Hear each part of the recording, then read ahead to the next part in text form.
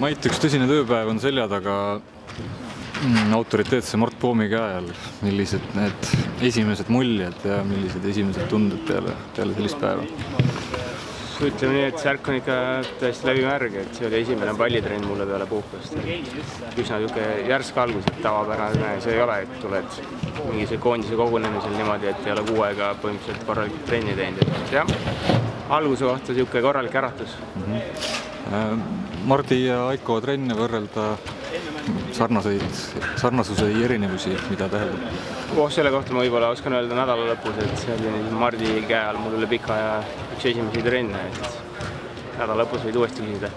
Selge, 5 päeva tööd ootab ees, soovime edu. Tänu.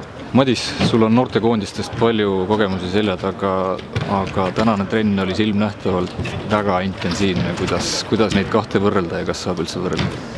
Ja, et võib öelda küll, et väga intensiivne oli. Eriti veel sellelt baasilt, mida ma praegu tulin, et kuu aega polnud palli puudutanud, aga füüsilist ikka käisin jooksmas niimoodi, aga kohe jah, selline väga intensiivne trenn ja võrreldes noortekoondistega on vahe sees küll praegu. Liiga mängudeks ettevalmistumine lükkub sul nüüd 5 päeva edasi, aga tööd teed sa siin jõudsasti. Kuidas sinu puhkus välja nägi? Füsio Jüri ja peatreener on natukene laiendanud seda, või selgitanud meile seda tausta, et päris oleskleda teil ei lastud see kuu aega. Jah, et puhkus nägi välja selline, et sõitsin siis rongiga Sangastesse ja olin siis oma kodus.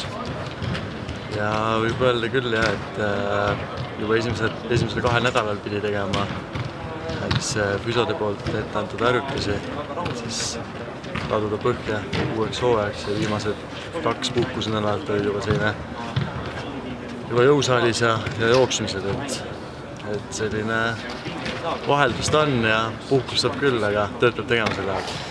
Nüüd tuleb teha sul 4 päeva veel, on seda B-koondise laagrit jäänud. Oskad sa öelda ka, millised need ülejäänud 4 päeva välja näevad ja kas kõik on nii intensiivsed nagu tänane? Jah, ma mille pärast usun küll, et võimalik palju tahetakse selle laagri jooksul anda seda koondise tunnet kõigile ja ma usun küll, et kõik trennid on sellised kõvad ja intensiivsed ja infot tuleb palju ja mida vastu võtta. Aga olen valmis selleks. Hüva, jõudu!